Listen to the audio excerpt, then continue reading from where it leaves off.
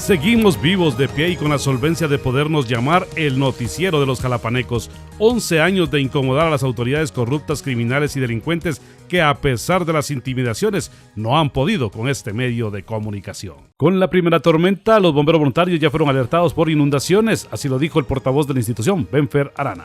Sí, en efecto, pues bomberos voluntarios también son alertados al momento de que existan las fuertes lluvias, ¿verdad? Ya se empiezan a ver las lluvias. El día de ayer pues ya hubo la primera lluvia algo fuerte y pues ya las personas nos están llamando de que en algunos barrios o colonias pues por la falta de limpieza de los drenajes pues se está inundando. Como bomberos voluntarios siempre estamos listos, prestos y dispuestos para cualquier situación.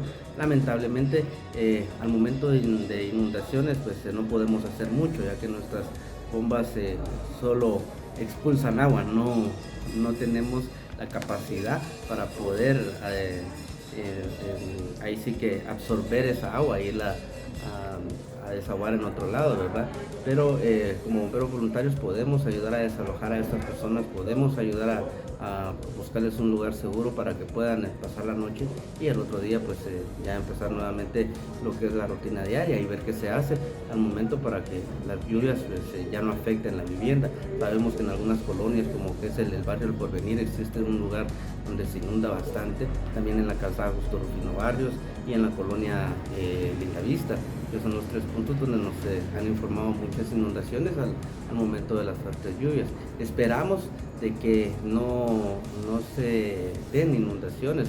También las personas que ya saben que en algún momento se ha inundado su vivienda, pues empezar a hacer ya las maniobras requeridas para que hacer canales y desagües para que no pueda inundarse su vivienda, ¿verdad?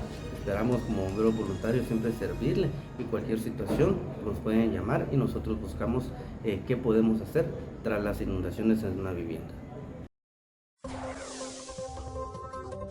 Para los T21, los Chapines y el mundo, notijalapa.net.